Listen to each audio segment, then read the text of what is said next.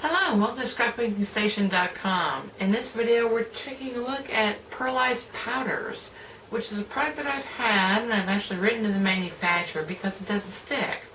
You wipe it off your finger and you get pearlized fingers, which doesn't work well in a scrapbook page. But I've seen a couple more techniques, so I've put the camera over my shoulder. We're going to take a look.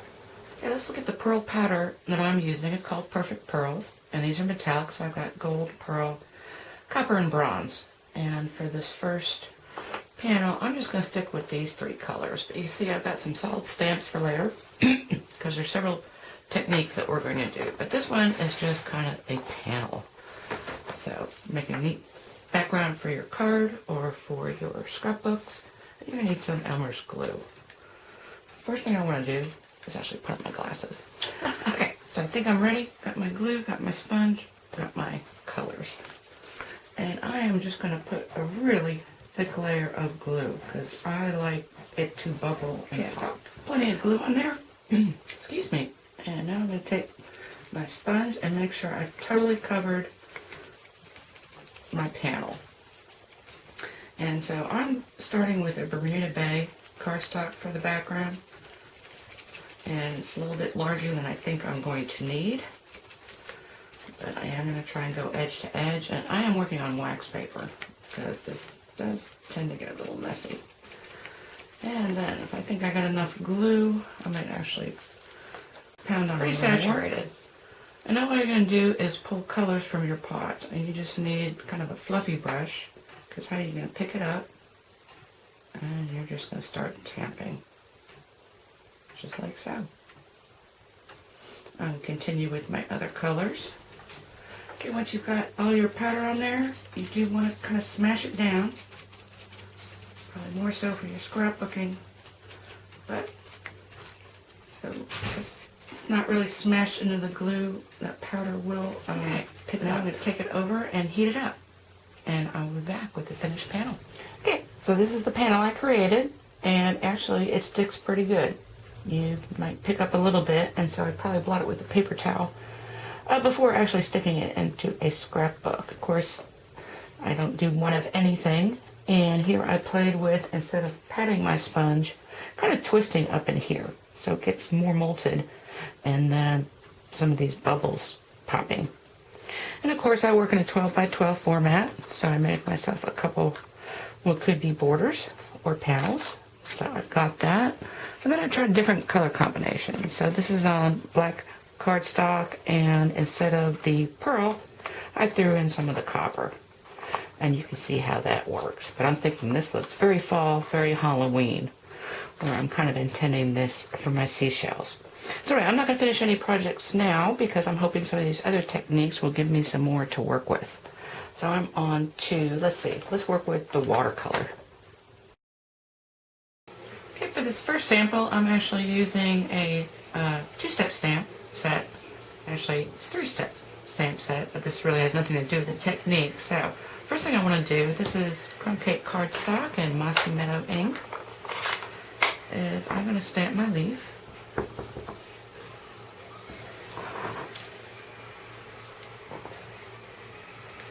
And actually, I always like to make more than one.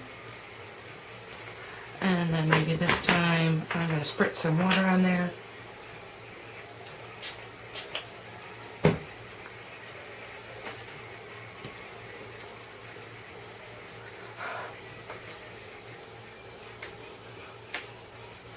Okay, I've got enough samples.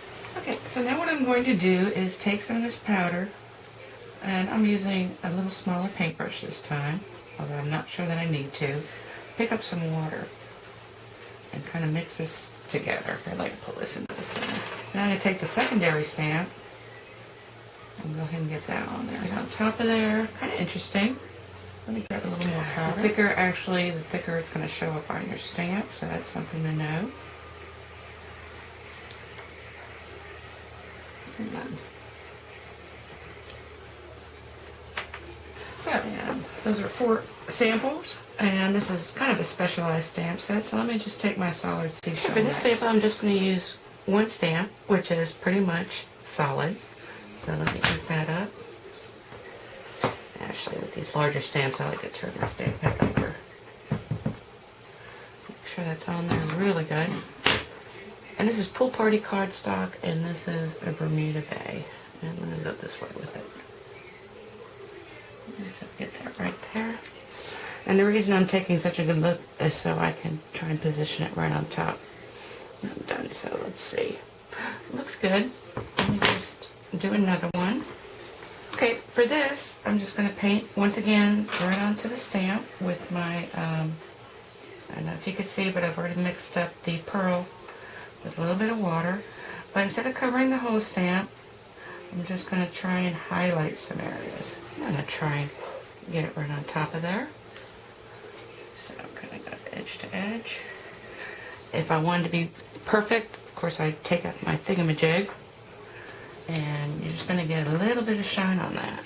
I like it. So let me continue with these other three. Okay, as always, I always like to make a couple more samples, so I've used different inks and the different metallics. And the great thing is this does not come off at all. So if you use it as a watercolor, excellent.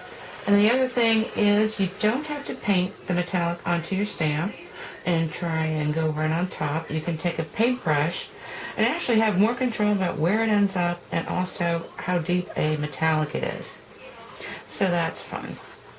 Okay, these are all going to have to be trimmed out, so we're just going to move right into the last technique, which uses VersaMark. And then when that's drying, I'll get these pieces finished. Okay, this last technique, I'm going to use VersaMark. It comes with perfect medium. Actually, mine's already dried out, but all it is VersaMark. So I've got my large VersaMark stamp pad, which actually works out pretty well. And I want to get this whole, I've got my whole panel real wet. I'm going to use the same colors, except I really just want to use a little bit. So I'm actually going to pop some into the lid so I can kind of dust it off. And I'm just going to brush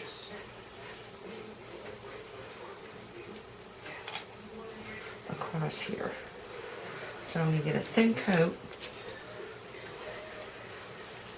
and try to go both ways. I'm going to bring in some of the other colors. Now that I've got this all dusted, though I want to, what I'm going to try and do is pull off. So I'm just stamping this in the VersaMark, and I'm going to pull off, hopefully, there we go, pull it off, and all I'm doing on the side here is cleaning the stamp each time.